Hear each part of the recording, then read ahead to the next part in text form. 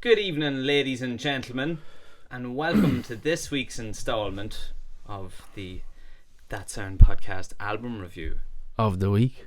Album of the week, album review. Album review of the week. Album review of the week. Yes. There's a lot of things that we reviewed this week Yes. that won't be discussed on the podcast, but will be discussed on the weekly news, Yes. which is a Patreon exclusive episode.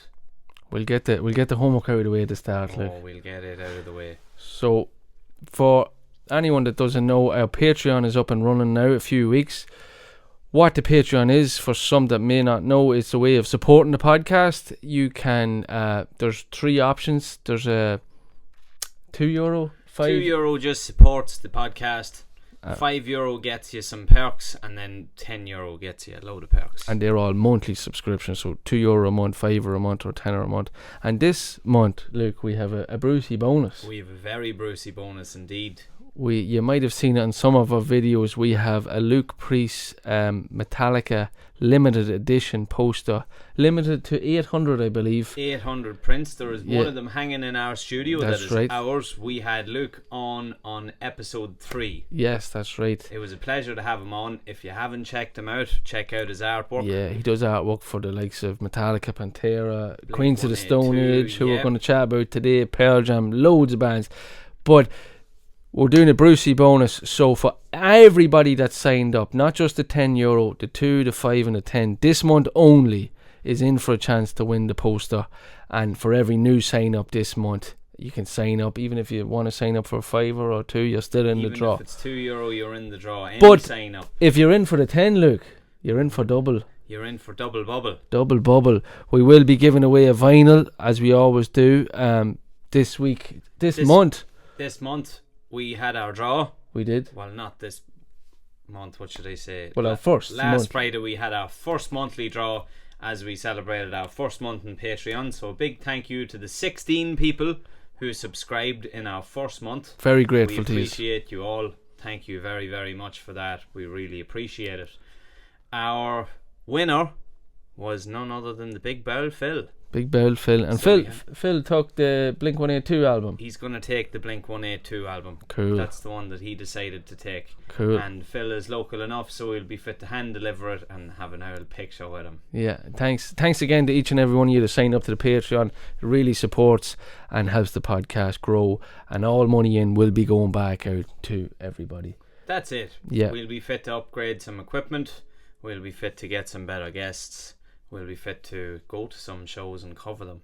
Which Yes. will be fit to be all expensed. And before we get into the album, a big shout out to Defy, who sponsored the podcast. Thanks to Defy.ie. They do a wide range of sportswear, from your jerseys to retro jerseys to full kits for your football team. Check them out at Defy.ie, and thanks again to Defy. So, Luke, what album are we doing this week? This week we are doing Songs for the Deaf by Queens of the Stone Age. My God. What an album.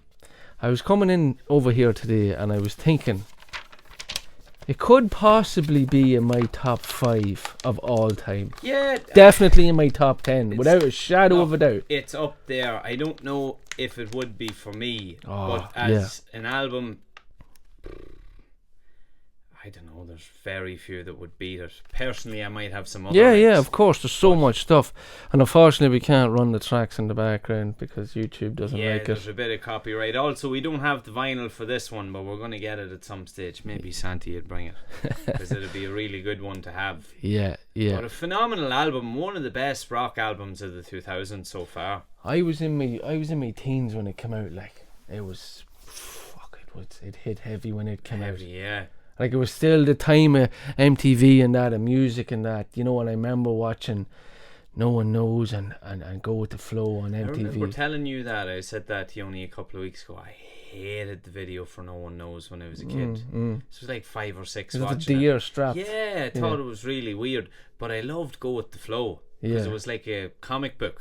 But the hour on that pushed the boundaries of rock.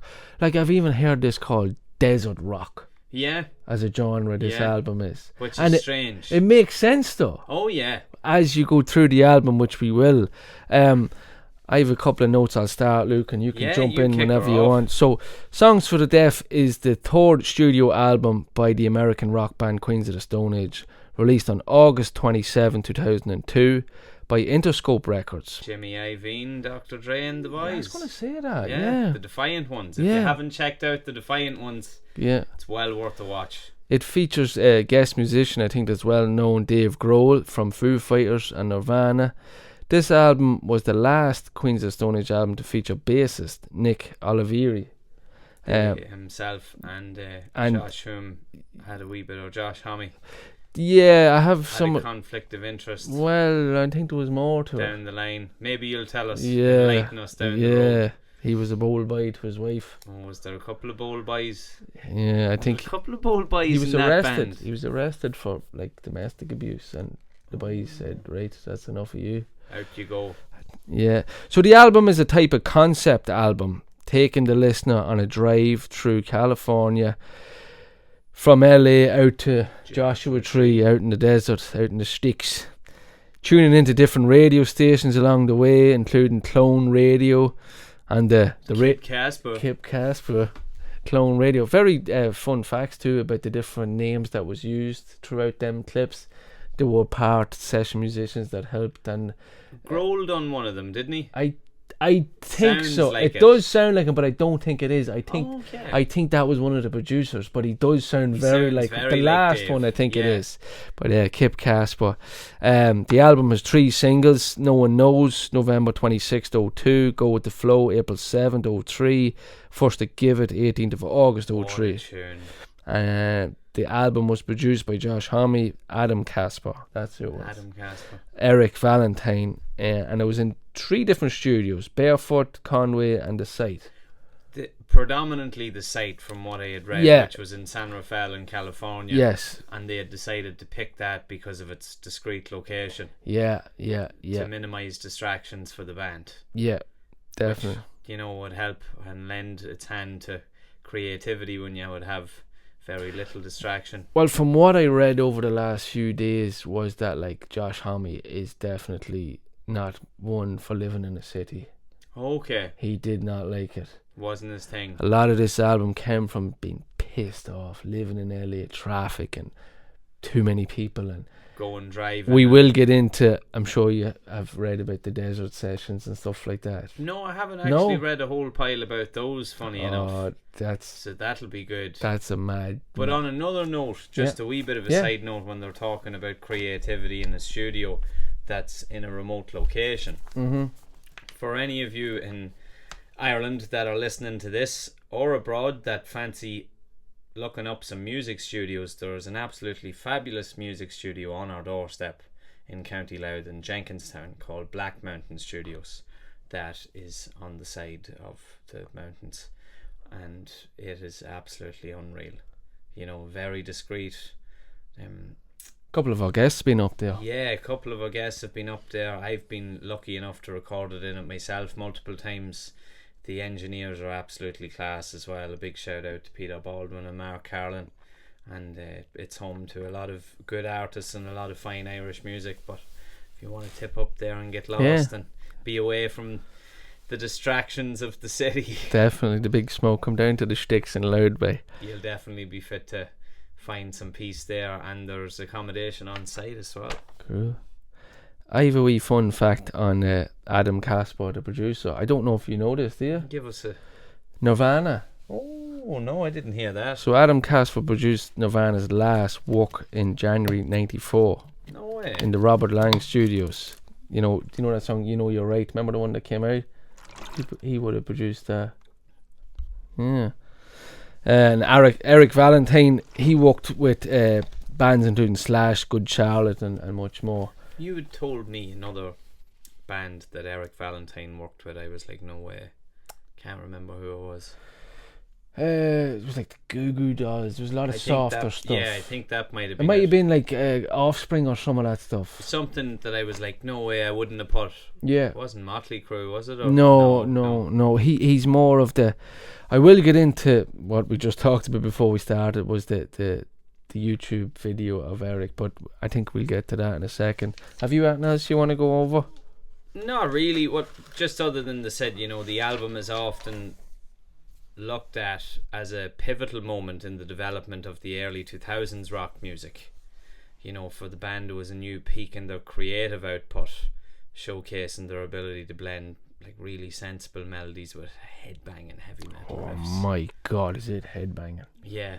It is fucking... But there's a lot of technicality in it too, that it has some really nice musical touches to it, as well as the headbanging. I love that video that you're going to discuss about Eric Valentine, but when he talked about most of the guitars being tuned to drop C or C sharp, and the mid-range, and he said it was very hard to sometimes record them, which it can't, that go out of tune. The strings would be very lofty or very lopsy at that, to be sort of all over the shop. So as he said, it was easy for notes to go sharp, but but that's what they wanted, wasn't it? That's what they I think wanted, it was that like rough warts and all. Yeah. But I think, let me see, I'll get to that in a second. What else do I have? I have the list of the songs. So on the album then we have Josh Homme, vocals, guitar, Nick Oliveri, bass and vocals, Dave Grohl, drums, Mark Lanigan, vocals, formerly of Screaming Trees. Yeah. Mark unfortunately passed away too. Gene Troutman, he was the original drummer before Grohl came in. He actually drums on Six Shooter and You Think I Ain't Worth a Dollar But I Feel a Millionaire. No way, the opening track. And that's a killer track. That's a killer. That's one of my favourite drum tracks. Yeah, it's class. The album reached number 17 in the Billboard 200, number 4 in the UK albums. Was it? Number 1 in the rock and metal albums, UK. The album sold over 1 million copies in the US, 1 million in Europe, including 600,000 in the UK. Like, it didn't smash any records, like. Which is crazy for what you're getting. Yeah. What an incredible album to only do that. Yeah. Yeah, it's kind of unjustly... I don't know why. Maybe it was the time. So you were going into a new time. You were going into... Yeah, I'm thinking 2002, 2003... internet and Blink stuff. 182's self-titled album would have come out in 03. Like you were riding that wave 03, 04, 05 of that pop punk. Yeah. There was California punk. There was nothing like this at that time. You had new metal. Yeah, you had some good Deftones stuff. Yeah, but different genre. Yeah, Limp Bizkit, all yeah, of it was those, all different. This was almost nothing like that. This to me was almost like touching on like earlier stuff. Some of the guitar, obviously, it has that distinctive, dirty sound. It's almost like 60s. I have some very, not say controversial, but people might tell me I'm an EGOT for saying this, but what you just said about the 60s thing, I love that you picked up on it. I had felt there were like a lot of heavy Black Sabbath and Led Zeppelin influences in it. Oh yeah. Huge, like if you took some Led Zeppelin riffs and took them down to C sharp or took them down to C. Oh yeah. And started playing all of that bluesy, Jimmy Page's nice feel to it, and through a bass amp also. Yeah, like the recording process of this was absolutely crazy.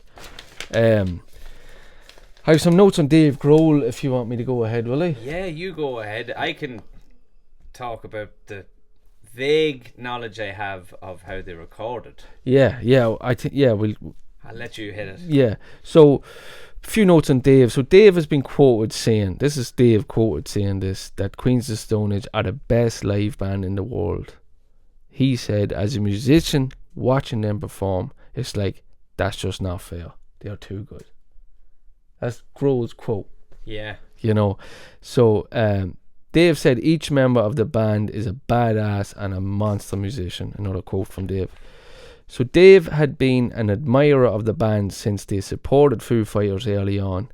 Dave, who was good friends with Josh for years, back to 92, asked could he be involved with the previous album Rated R. Right? So at the time, drummer Gene Troutman was in the band, but during the year 2000, drummer Gene wanted to start working on other projects. The stars aligned and Dave was asked to join in October 2000. Dave was ecstatic but nervous as he hadn't drummed in a long time.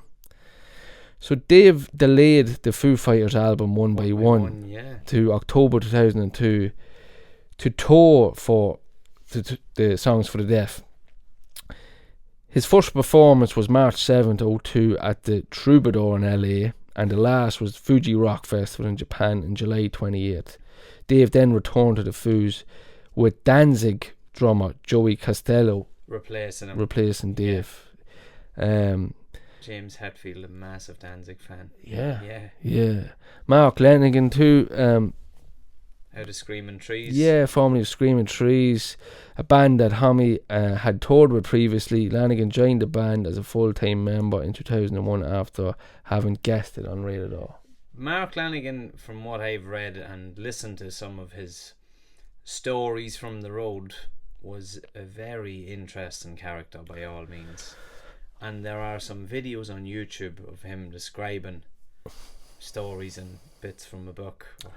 I think Tales from the Road. I could be wrong here, but was Mark Lanigan still alive when Queens played Slain before Foo Fighters? Yeah, I think he played. I think I seen him. Well, God rest Mark Lanigan. I think he died shortly after that, just post-COVID in Kerry.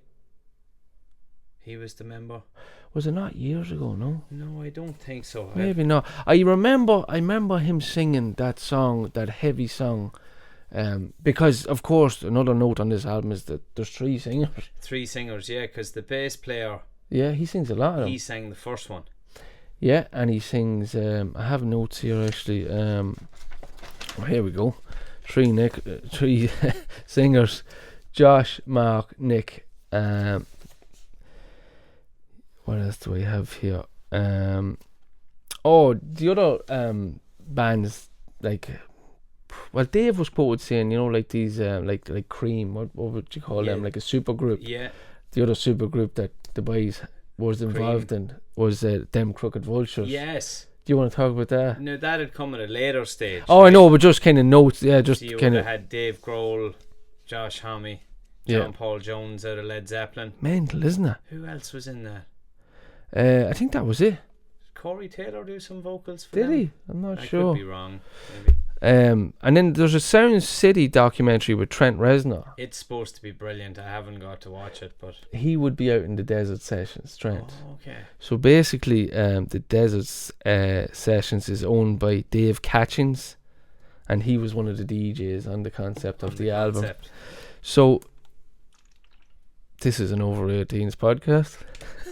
So they basically go out to the Joshua Tree where Homme had a place, and then they'd go to Catchings studio.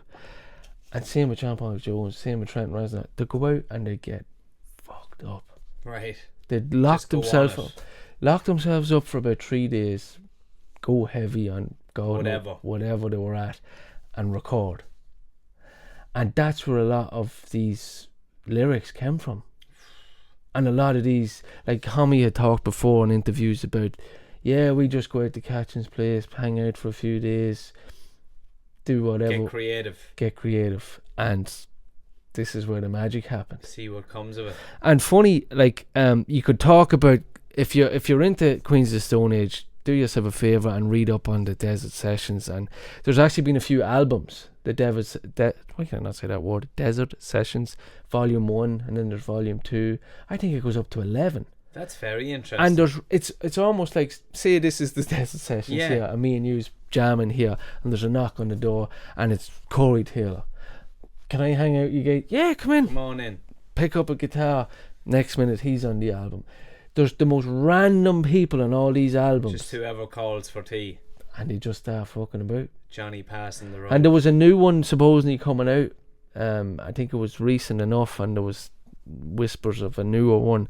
But yeah, it was crazy times.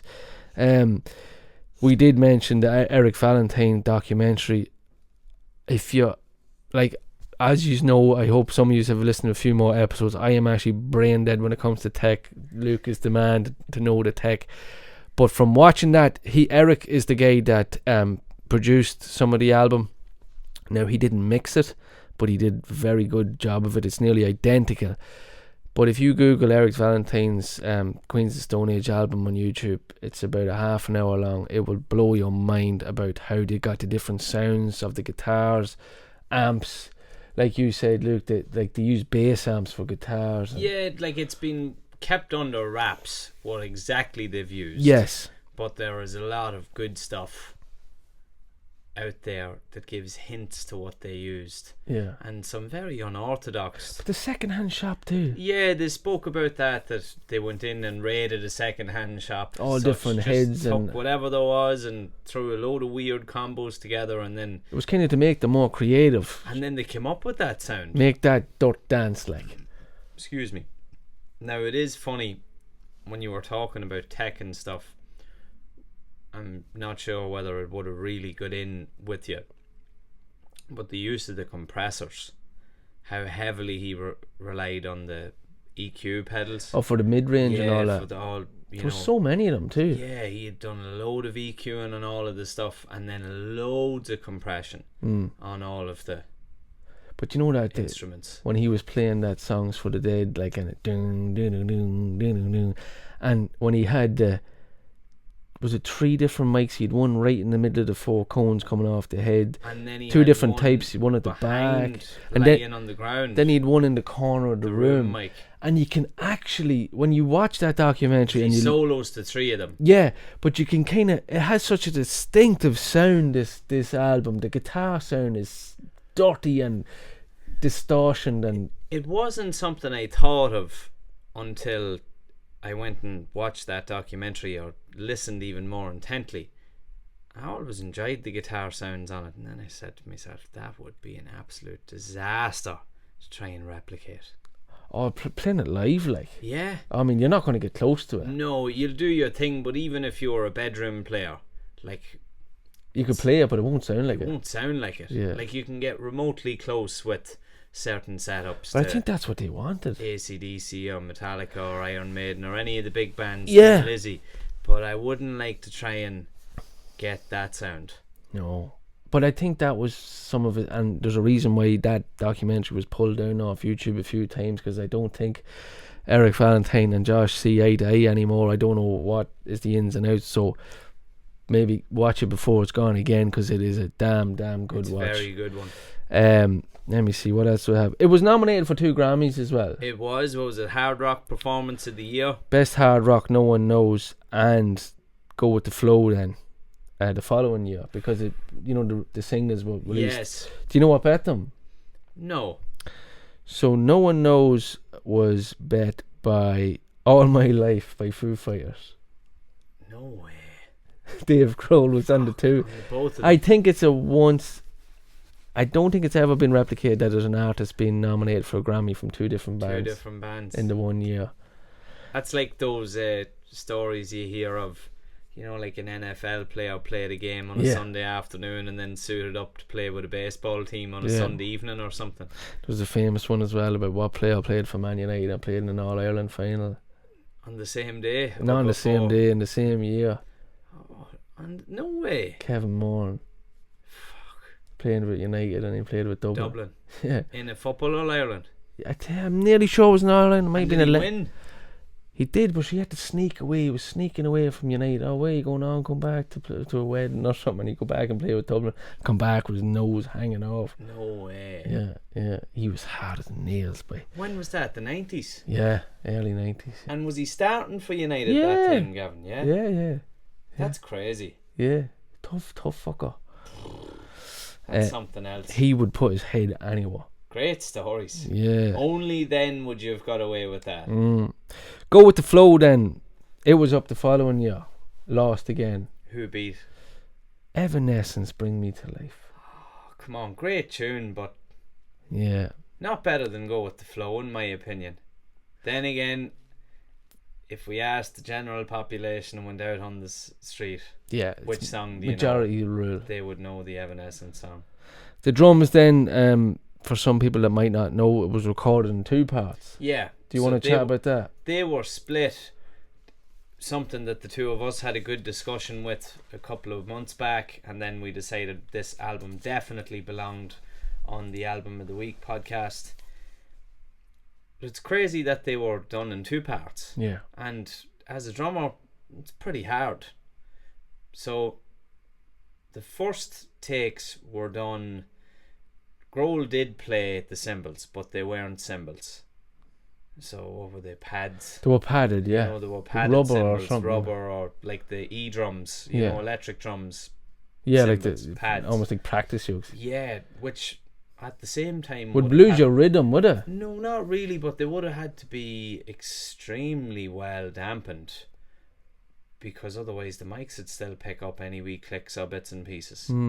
You'd still be fit to cut out certain frequencies. Maybe they weren't there at all. Hard to know, but as the stories go, we weren't there, or there's not many videos to see it. Yeah, it's very hush hush. He played all the drums, so we would have played any of the kick, snare, you know, any of those patterns, the toms, all of that, and he would have just either air drummed or played some extremely well dampened cymbals or something like cymbals.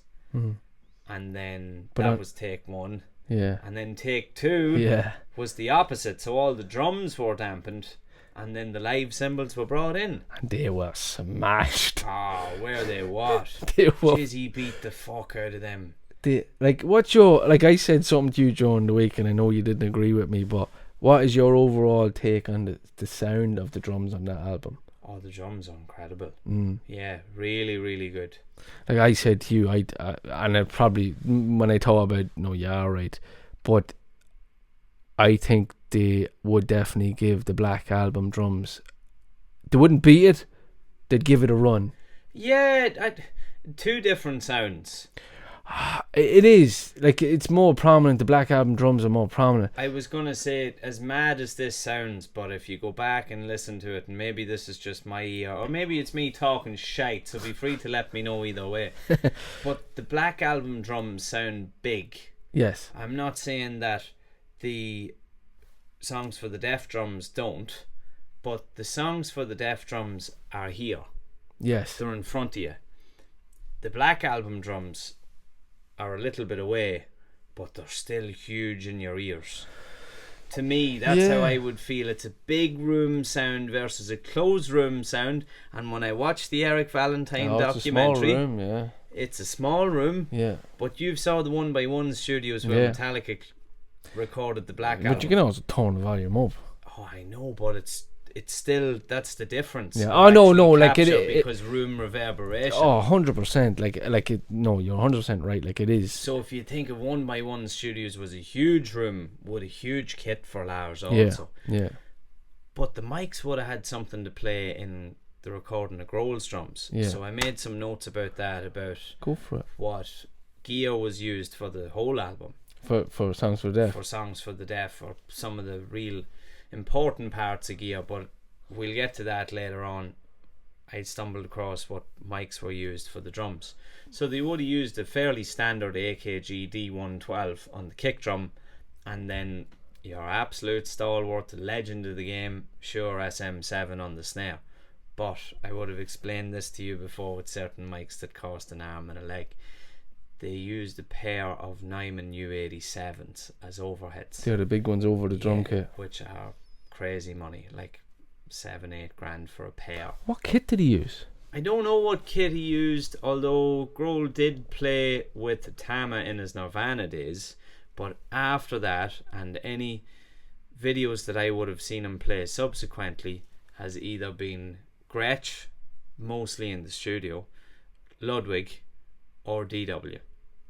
I was going to say Pearl. I don't know why I thought I'd seen him on a Pearl kit. So I don't know what he did or didn't with use. The lives. I didn't look it up. But yeah, it'd be interesting to know what he did use. Funny, Dave could play on a Hello Kitty kit and it'd still sound like Dave, because he has that unique style. Zildjian cymbals were normally always his go-to. Just had that absolutely incredible rock and groove, bombastic style of playing. Oh, you know, just so much power, reminiscent of John Bonham at times. Very hard hitting. And especially his swing, and that would be demonstrated hugely in No One Knows. You talked lovely about that as well. I'll let you say that, because it was your find. Well, just going back to the recording of it, I think the boys did a great job of getting that sound. I love that fucking sound. But it was, who was it that said that they thought that Dave was playing on a click? Yes. And there was it Eric Valentine or someone else? Yes, it was Eric Valentine. Like that people kept coming up, metronome. He's playing to the click, and he's like, no, he's not. And they're like, how is he not? He's like, he came in, listened to it once, and nailed it. And the whole thing about his swing, his arms, if you watch when he's playing, he's almost swinging. And that's how he gets the rhythm, and he has That'll it. be us at 80 jiving Big Tom there. But you know, even in the video, even though he's not even playing in the video, he's doing it. And he your man said he has it to the fucking pinpoint second, no matter where it goes. He said he's like a human metronome. Yeah, he said he never witnessed anything like it. He said that's some compliment to get. Yeah, like for proper producers to think that a lad is playing on a click and he's not. That's huge. That's absolutely huge. Makes the producer's life a lot easier too. It does when you have that. What else do I have? I think I just have the songs then. Let me just have a quick look here. Yeah. So I can talk about the let's talk about the songs, Luke, before we go into them. What's your favourites, or what's your not so favourites, or? Well, the openers. Yeah, we have. I'll just run through it if you want. Seems to be, what should I say, a trend in some of these albums that we've listened to, or that we spoke about in the last while. Bar the Thin Lizzy one, say, or the Maiden one, where I've quite liked them all the way through. But for the Queen's album especially, it's been like the first couple of tracks I've absolutely loved. You know, that opening track, that track, actually huge shout out to, I done a wee bit of studying over the years with Cara McLean, who drums on The Lion King on Broadway, and we talked about my involvement with a certain project, the Savage Hearts at the minute, and the hard hitting stuff and the style that they had asked me to bring. And he had cited this album for me, and he said, man, play that first song to death, you know, the Floor Tom groove. He's like, really get that down with power and force, and be fit to have fun with it, and be fit to play that for, you know, a long time. Develop your stamina as a player, and that's what'll bring something. And I just got stuck into it, but I absolutely love it. You think I ain't worth a dollar, but I feel like a millionaire. What a song title as well. And the car door. Oh yeah, we have to talk about the concept. So like we said at the start, the whole road trip. The whole concept of this is a guy getting into his car in LA, and you have the funky city radio, and pity we can't play it, but you know, I'm sure you can give it a spin after listening to this podcast. But he gets in, and it's the real poppy radio station. How'd you drive time commute? I need a Saga. Fucking brilliant. But the keys in, and off he goes. And then, you know what I love about this song as well is, you know when it starts off, boom, but then the volume just goes poof, because it sounds like it's far and he's turning up the radio. It's kind of just cruising along. I love that. The drum beats just coming in, and next minute it goes bah, bah, bah, bah, bah, bah, bah. And I remember listening to that for the first time in my bedroom, I swear to God. And I had heard the singles, so I knew it was what Team will say it was. But I remember I didn't know that song because it wasn't a single, and I put the volume up nice enough, loud up in my bedroom, and next minute that bit kicks in. You hear the brush coming on the... Oh, but it take the head of you. There was nothing like that. We were all listening to older shit. Yeah. Metallica, you know, older stuff. This was fresh. And one of my favourite bits in the song as well, you know, toward the end it just cuts and you think it's done. Yeah. And then straight back in. There's a lot of that in the album. And actually. It's an unorthodox count, because it's not just 4, say like 8. Yeah, it could be. It's like it's 10 or 9 or something. Isn't it? No, it's on the. So it's 2 bars or 3 bars, but then there's half a bar. Right. So you're like 1, 2, 3, 4, 1, 2, 3, 4, 1, 2 in. Yeah. So you're waiting for the 4 and it catches you off guard. 100%. Yeah, it's class. Then it goes into the most probably well-known song, No One Knows. Now, I did talk about that documentary, and there's another documentary with Eric Valentine about that whole song.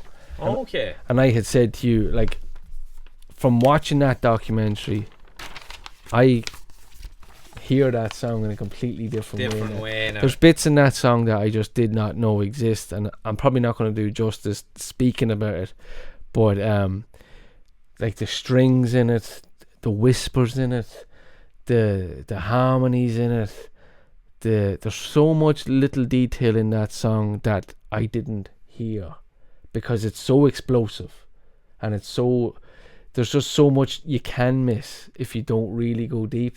And when he broke it down bit by bit and isolated each piece in that documentary, fucking class. It's unreal, isn't it? And I just love everything. I love the video as well. You said you didn't like it. Yeah, I don't like the video for it. Still don't enjoy the video. No? No. I thought it was funny. But Dave Grohl as well has probably had a hand in that, because some of the stuff he did with Tenacious D and that. I actually thought it was very similar to when, the greatest song in the world, when he plays the devil. Yeah, the devil. Devil will get ya. Yeah. Did you go to confessions lately? No, I didn't. I'd go on fire. Oh, the devil will get ya. Class song though, no one knows. Yeah, it's good for radio as well. It was good for MTV. You got to see, that was the first time. Oh fuck, that's good for your boy. That's fucking Dave Grohl. That's Dave Grohl from Foo Fighters. Holy shit, And then it rolls into, you have the radio station crackling again, and but what I loved about this album, as it goes through the songs, at one point it gets to, down the album we get to God Is in the Radio, and you're well into the desert at that stage. And I noticed through this album, this might sound mental, but it kind of sounds like the songs suit that Joshua Tree out there, like the Mosquito song, which is brilliant, by the way. Fucking brilliant songs for the deaf. Like, that's desert rock, like that genre that was put on them. It mightn't make sense to you, but if you listen to this album, it has that. And when you're describing that drive, when I think of songs for the dead, starting, it's nearly like he's just after getting out of the city, and he's starting to hit the highway, and now he's gonna let the car roar 100%, and it's like, let's turn it up, let the 100%, 100%, definitely. Like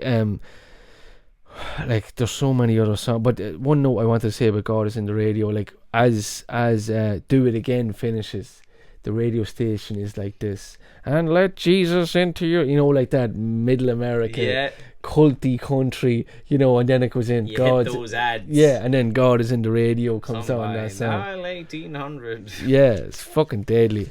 But other notes I have on songs, then 1-800-Jesus. I'm not going to go through the list of the album. I'm going to be bouncing around here, so bear with me. First it Give It, and then it Take It Away. Homie sang that one. That's one of my favourites, because the drum beat is outrageous. I think, yes, I do agree. I don't know, maybe go with the flow. I think there could have been a different single. Okay. I think that Sky Is Falling or Hanging Tree. Hanging Trees is another one I really like. I think that could have done, and even, it's a bit long, but Mosquito song could have. Yeah. It's almost like that Red Hot Chili Peppers song, Day Tripping. I know it's not the same, but it's a completely different aspect. It's acoustic, it's slower. That Mosquito song would definitely resonate with that 60s feel. But that, you were saying, or Desert. It reminded me of like Red Dead Redemption. That's him back to the Desert Studios. Game, that's him sitting on the porch. He's made it. Keys are off. Yeah. Park the car. Have a beer. Just take in the vastness of the desert. And it sets the scene. If you close your eyes and listen to that song, you can see cactuses and fucking tumbleweed and just a porch and just a lad and a guitar. Yeah, when you think of the desert, it really does, like, not to go all poetic on it, but the themes of the album. Oh, it's 100%.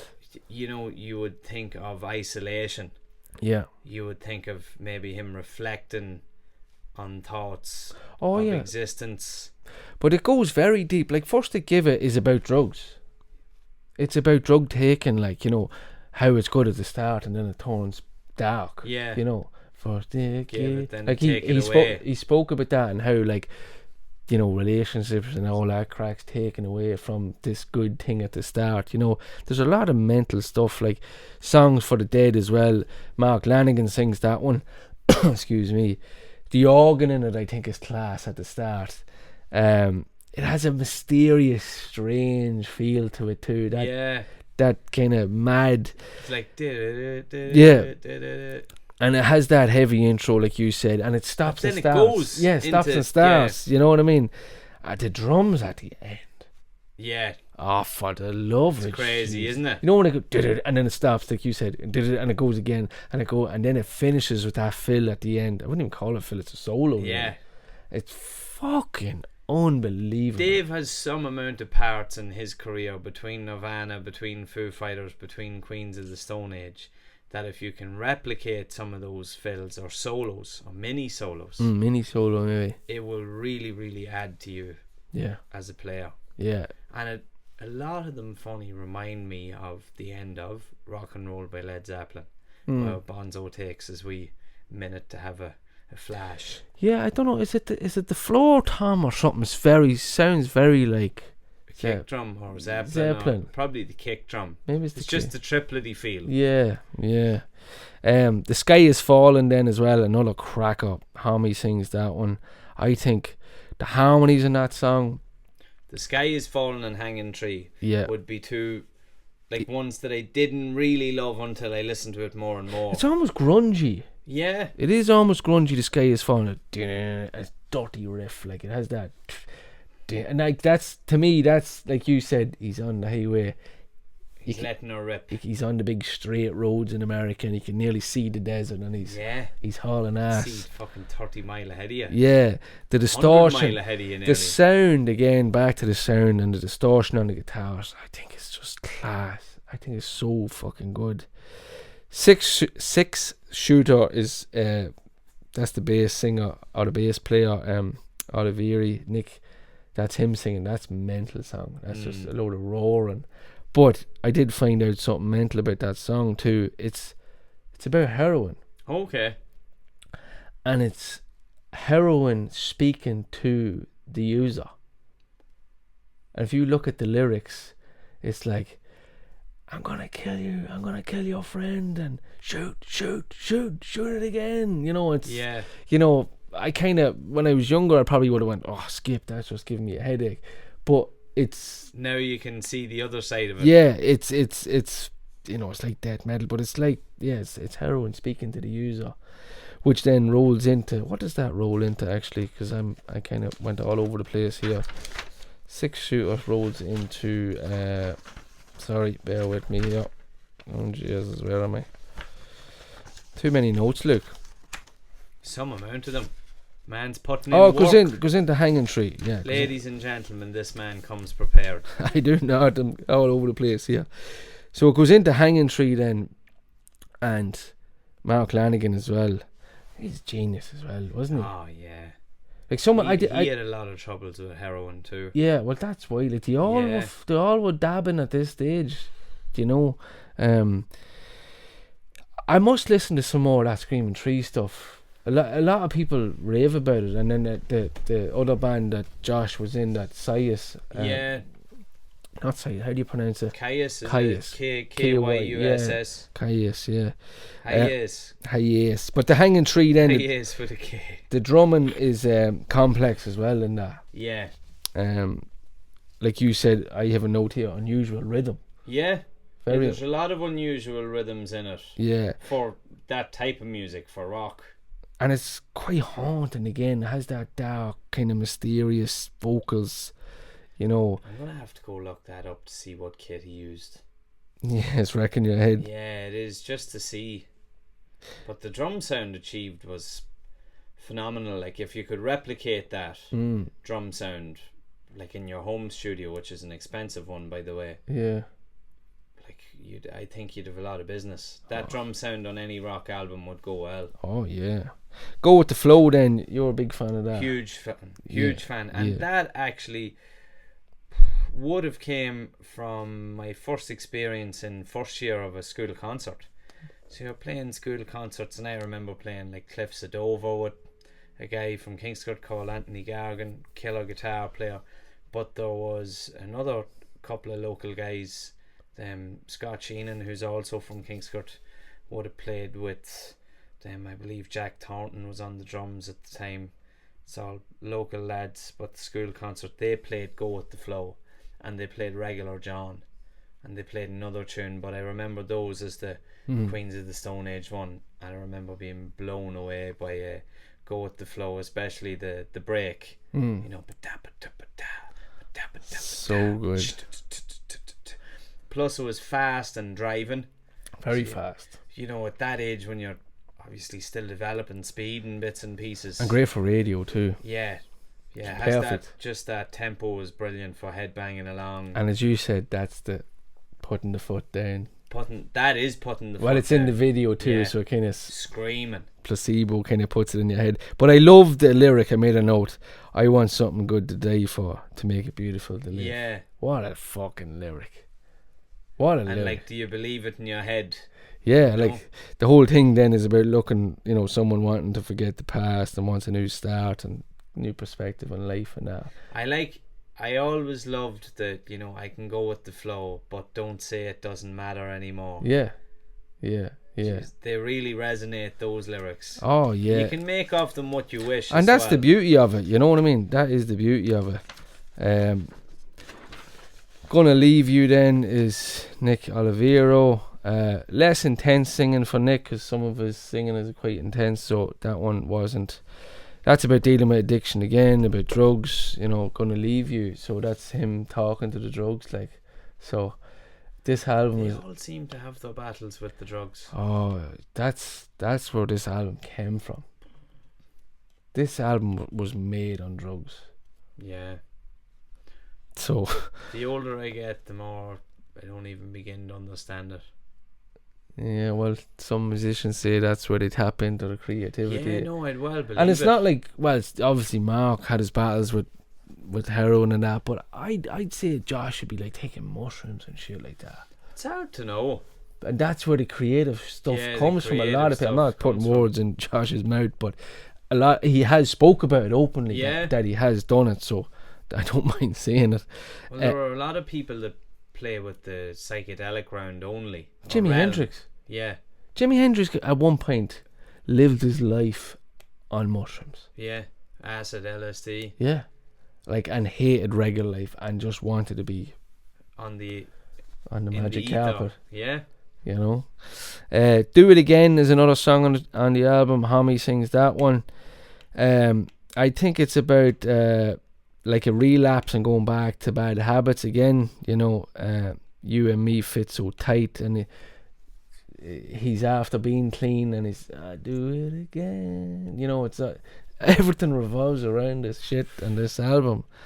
all the crazy stuff. But it's a good song to get the crowd involved with as well. You know that. yeah, Hey! yeah, for sure. You know that bit in the song.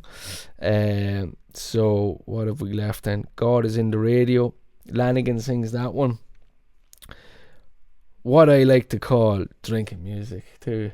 God Is in the Radio in the background, just having a beer. It's nice. We'll have to put a drinking music playlist together.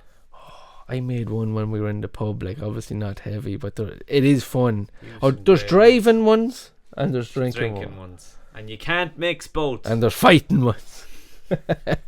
But God Is in the Radio, yeah. Lyrics are dark but fucking interesting. I thought. Piano is a nice touch in it as well, and I thought Lanigan's voice in this song is brilliant. Absolutely, It's class. not as harsh as some of his other singing. Yeah. It's actually, and somebody did tell me that song is very Screaming Trees like. I haven't listened to a lot of them, so I must. Either have I, but it's someone that just told me, you know. Must listen to some more Screaming Trees. Yeah, another love song then is the bass player Oliver Erie. It has that Latino kind of feel to it. I don't, you know, when the radio clip before that song comes on it's all in Spanish and they're getting closer, way out into the jungle, not into the jungle, into the desert, you know.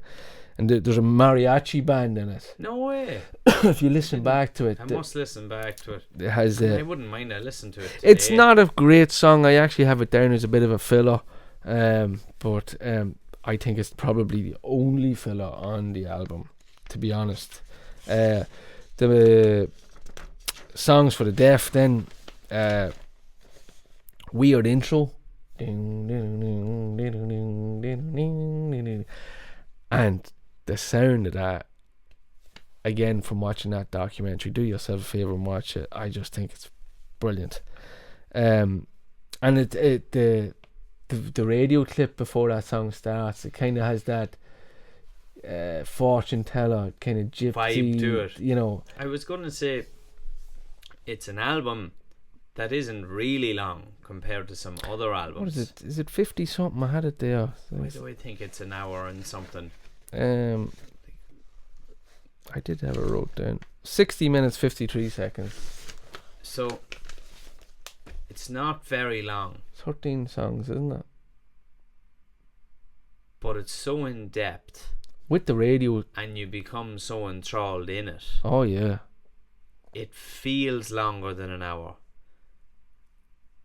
You know, like it's an in-depth experience. It's almost like a movie. It really is, yeah, or like an audiobook. Yeah. It's Yeah. like an audiobook. Yeah. It's almost like a podcast or something. Like, not a podcast, but it's a story. Yeah, It's a story. It's about this lad. and you really have to be tuned in for the hour. Yeah, you can't, That's why there's depth to it. You don't just throw it on in the background. because then you Because get, if you do, there's some of them you go, what's this about? what's this clip about? But I love the radio concept part of the album for this song. Haunting again, the screams in the background. Did you ever notice that? No. There's like there's- No, I must have a look at that again, that's him getting closer out to the Joshua Tree, where things just get mysterious and wild do and their own weird. thing where the wild things are. Exactly. The bass line I thought was phenomenal. Just a sketchy feel to that whole song. You know, ding, ding, ding, ding. I just love that riff. Drums are thunderous again, titanic, enormous. You could call it 100 things. It's just, All the adjectives of the day. yeah, It's just Dave, isn't it? it's just Dave. Mosquito song is classed as a hidden track, but it's named on the album, so that's a bit of a, I don't know, I don't really get that. I said to you, Luke, I think that could have been a single. Yeah, I definitely think it's strayed away from the overall feel of the band, or the overall image of Queens of the Stone Age. If you were to lead with a single, Yeah. that's the only sort of counter argument I would have. It's completely different. It is, but it's fucking brilliant. Yeah. And that's the last It really is that sort of, you know, the cowboys after he's sitting on the porch after the trip. riding the horse all day, and you know he's left his holster hanging over the porch, Just on with the feet cracking up. a cold one and the shotgun beside him, and Yeah. the boots are off. And the midges around him. Yeah, and he's smoking a big fat cigar. Yeah, I just wrote this. I The said smoke's bellowing out of I it. can imagine Homie writing this out in the Desert Session Just see the Studios. sunset through that gaze of smoke. Yeah. I said, I can imagine Homie writing that out in the Desert Sessions, sitting on a porch, maybe influenced by mushrooms. Oh, maybe influenced by it. I love the horn section in it. There's a bit of the horn in it, section yeah. as well. But and then Can't beat a bit of horn in this the song. the end of Mosquito song then runs into another hidden track. Yes. Has the Rated R song, and it's kind of they're laughing the lyrics. Cocaine. What's that song? Fuck, I can't think. But overall, that's the end of my notes, Luke. I don't know if you have anything else. Yeah, I haven't a wee bit on the gear, you know, the equipment that was used to record the album. They used a Neve 8028 console. Oh, I thought that was all QT, like. Well, not the recording gear, the outboard gear. So what they would have actually ran all the stuff in through. So a Neve console would be, you know, hugely sought after for various reasons, as we can see, if you're going to get that sound. They use some Studer A827 tape machines, so some of it was recorded on tape, and then they would have used Pro Tools, or it's, you know, speculated they would have used Pro Tools to record the rest of it digitally, and then transfer the tape tracks into digital form and mix the two together. And again, when I had read up on it, they said, you know, they relied heavily on compression and compressors to achieve the sound that they did. and then that was the crack with the drum mics. And the placement of the mics was big. Yeah, and they said they used an SM7B, a Shure SM7B. Was that the round one? Was it? Round vocal Yeah, mic. yeah. So they said that was used for most of the vocals.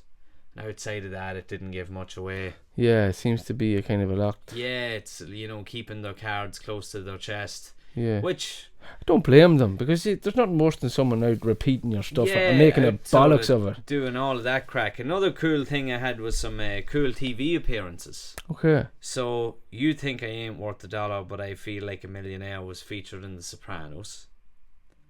Really? I'm not sure where, but it was Right. credited to feature in The Sopranos. No One Knows was featured in Entourage. You might have watched it. Yeah. When you were in the Would have been in a States. lot of stuff, I'd say. Yeah, it was popular then too, when you would have been out there. Jeremy Piven and the boys, Yeah, good show. all running amok. Yeah. They seemed to have a serious life of it. Did you watch that show? I used to watch bits of It's it. Yeah, good. It's a good it was show. good. And then the song "Millionaire" featured in the movie Gran Turismo in 2023. Oh, the first song again. Yeah, Cool. Overall, like I said at the start, I think this album is possibly in my top 5, but 100% in my top 10 of all time. yeah, it's got to be up there. Like, it's probably, well, I wouldn't put it over the Black Album, but it's No. it's nearly one of the best albums we've reviewed so far. We've done some good Metallica stuff as well, but for something different, we're always relating back to Metallica. I think if you remove Metallica from this conversation or this list, it's fucking hard, bae. It is, isn't it? It's hard. There's no duds. I'd say there's one dud maybe, and it's not even a It's dud. not even a full dud. Like, Six Shooter is a bit of a hard listen. It's quite aggressive. It's almost like black metal, but when you know the story, the next time you throw that album on, Listen to it with a different ear. Heroin doesn't speak to you softly. No, It's an I angry couldn't fucker. imagine. It's a bad bastard cunt. You know what I mean? So that's where that sound comes from. Yeah, So, you know, you can kind of use that maybe the next time you hear it. That would have been a skip to me years ago, but now that I know, I'm like, okay, I get it. that's a great way of putting it. Yeah, Yeah, very good analogy. Yeah, I get it, you know. But overall, killer, and thank God That gets a 10. That gets a double thumbs up. Yeah. 10 out of 10. definitely, and thank God I got to see them when they were young and fresh too as well. Yeah. Got to see them in Slane. Yeah, it's a pity we missed them a couple of years ago. I know we had They only played Dublin there not too long ago. I don't know why I didn't go. because we had a string of other gigs we had went to. Yeah. Was it last year or the year before? I think it was the year before. We had a lot on. We had a lot on. You were in moving parts with your house. Yeah, and the house and pieces stuff. Yeah, but brilliant. I hope, mate, and we wish Josh. I think he's Yeah, back. quick recovery. I think he's been sick for a while, and if any of you really enjoyed Dave Grohl's drumming on this album, please check out John Theodore, who is currently playing with Queens of the Stone Age on the drums, who is an absolute muck savage. He's just an animal. But when you think, Luke, right, just going back to a couple of them notes there before we wrap it up, like Dave was a fan of these guys. Yeah, Dave done Nirvana. He was hitting the high time with Foo Fighters. I think he actually kind of got pissed off and needed a break from Foo Fighters. That's what some people had said. He was strung out with the studio and all that. there's Like, just a lot of shit. He was going on, about to drop that. one by one. You know, I actually seen that album too toured, and like that was what blew them out the water. Yeah. Like, he could have messed that whole thing up, you know. Well, one by one the album when we had spoke about the. Well, the Colour and Shape. Colour and Shape was a big album too. No, but we spoke about something to do with one by one being recorded. in Virginia, I Then think they it was. decided to record it again, or they took a break, and Yeah, was that the one that nearly ended the band? possibly. I know. We'll talk about that. Yeah, we another might. time. Maybe we'll review it. Maybe we will. Right, so if you enjoyed that, I hope you did. I personally did. I hope I didn't talk too much because I really love that album. But what really, really can help us with this is, like, leave a comment, give us your feedback. The more comments we get on the like of YouTube and stuff like that, Yeah. it really helps with the algorithm to get pushed into other people's. It takes 2 seconds. Just give us a little bit of what you think, what you like, what you don't like. What album would you like to see done? What would you not like to see done? Yeah, exactly. Tell us that. Tell us what you don't like. We love a Tell us bit what you like. love a bit of chat. Don't be afraid. We won't. We don't bite. We don't bite. Unless you bite us first. Yeah. Again, thanks to all our Patreons. And again, if you want to sign up, there's a Brucey bonus for the There's €10 a Brucey bonus this month. It'll run till the end of October. End of October. But anyone who signs up, even for the €2 one or the €5 one, for this month only, you're in with a chance of winning a collector's item worth well over £100. Yeah. And it's a limited edition. From the one and only Luke Priest.